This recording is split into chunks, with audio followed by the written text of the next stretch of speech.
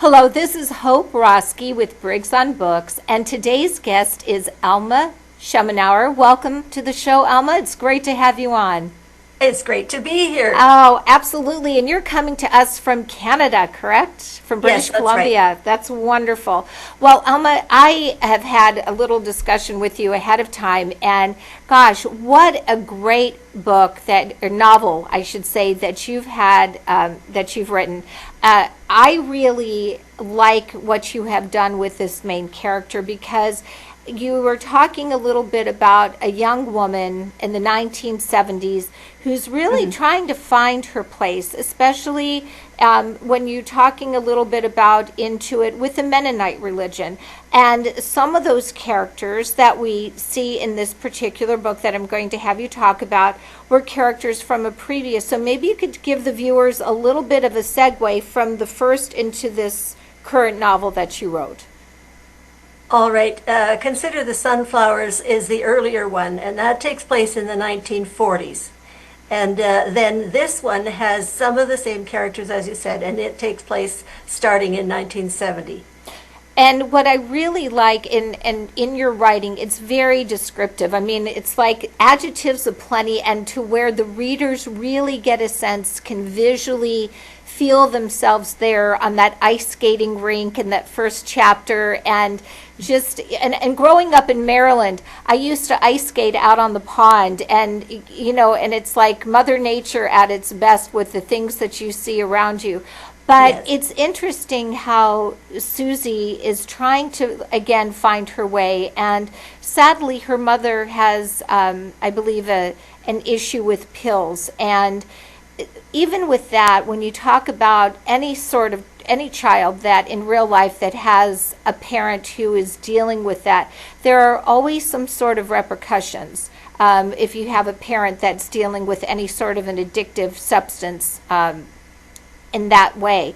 And then she goes on to meet somebody in her own life that has their own challenges as well. So maybe if you could tell the viewers a little bit about some of the things that they may experience as they read this novel. Well, when she meets Simon, everything seems to be just great. And they get married. They continue to live in British Columbia where they met. And they're working there. And then Simon's mother, Adeline, who is a very domineering woman, decides that he's not making enough of himself, so she wants him to move to Saskatchewan in Canada, where she lives. That's on the prairies. And so she gets him a job there, a low-level job. He goes, and Susie stays behind. And so that's a problem.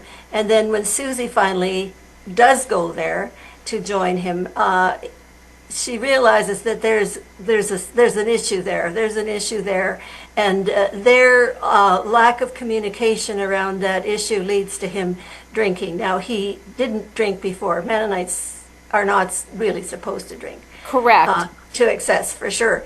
But it's the issue between them that drives him to become a habitual drinker. So here, this young woman comes from a family where there's substance abuse with pills, and then what she draws into a man who seems to be stable, but then seems when he hits his own set of problems and issues, now also is dealing with a substance issue with alcohol. Yeah. And that, in today's world can be a very real type of thing. So what type of journey do the two of them have together in the book with that substance issue? Well, he does solve it. He manages to pull himself out of it, and he gets counseling, which is a very good idea, I think. Sure. And he gets a new exciting opportunity, because one of his basic things is he's not making enough of himself, and his mother is very upset about that. So he gets a very exciting job opportunity, and he has to sort of pull himself together in order to meet the challenge and fulfill himself that way. So through those things, and of course a lot of prayer and encouragement from other people, he does manage to get himself out of it. So how does Susie relate to all of this, coming from her background into this new situation, especially having such a domineering mother-in-law, which I think there's people in this, reader's world that could probably relate to a domineering mother-in-law. Fortunately, when I had one, she was absolutely lovely, but there are those. Yeah, that's right. Well, my mother-in-law was lovely too. Yes, very, very good. But it's a challenge for Susie, obviously, and she has 2 little children, so she's, sort of pulled between how the mother-in-law wants the children to be brought up and how Susie wants the children to be brought up. The other thing is, Susie got married very young. She was 20, and Simon was 27. And then after they've been married for a while and meet some of these challenges, she decides that she got married too young, and she becomes very interested in someone else, a very dashing young man. And so that's another problem that they face. So there are 2 conflicts that are basically going on simultaneously. The husband that leaves, and then she's alone, and then there's somebody else who comes into the picture who's just like absolutely wonderful, and trying to still work with the husband who has the addiction problem, and so in real life, for many people, they may experience certain situations like this. So the thing is that the readability on it is something that readers might be able to say, through either their own world or others, there's a connectivity, which I think is great. Tell me a little bit, because, many people are not familiar with the Mennonite religion. How does that religion play into this particular novel? Well, they both have that background, and I guess you know something about Mennonites. Yes. There are Mennonites a lot of them in the United States and also in Canada, who came from Switzerland, and then they came to the United States. But there are other Mennonites who are the kind that I'm from, which is Dutch and German, and they went to Russia and lived there for several generations. Then they came to Canada. So there's a lot of culture, and there are foods. There's a language, a Low German language, which is a lot like Yiddish, and.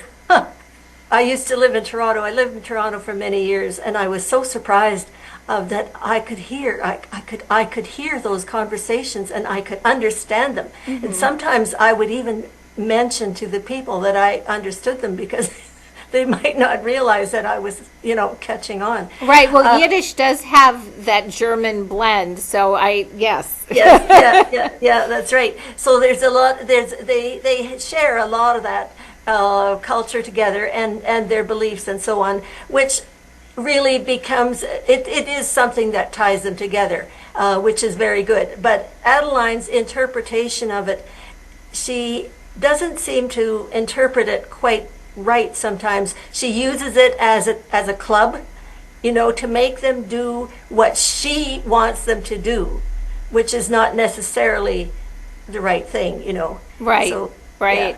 So I don't want to give away the ending to the story, no. But it sounds like you said there are 2 basically conflicts that are going on, which is to the pinnacle of the story, and I'm sure there will be a resolution which the readers are going to have to find out about.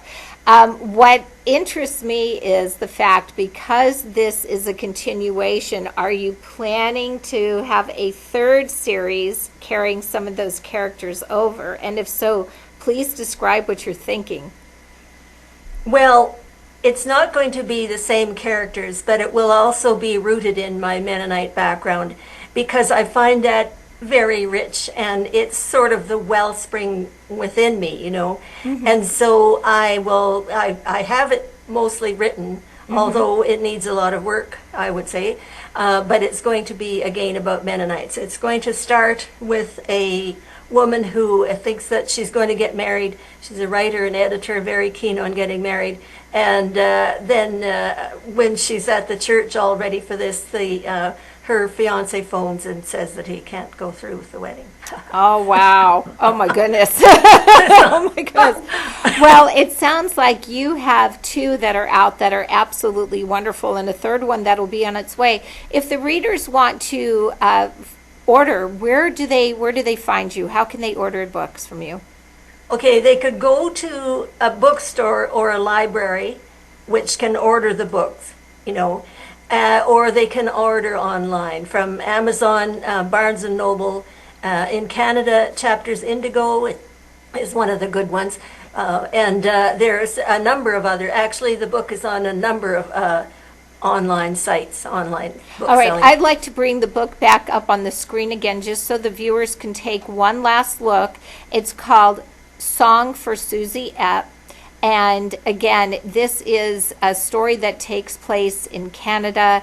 Elma, I know you have, because you are Canadian, have a strong background, really make it so vivid for the readers. Your writing just, to me, screams that whole vividness and color, which I really, as a reader myself, enjoy that type of writing. So I just think it's fantastic. Again, Elma Schemenauer, I have just enjoyed this interview with you thoroughly. Would you like to leave the viewers with any last words before we exit today?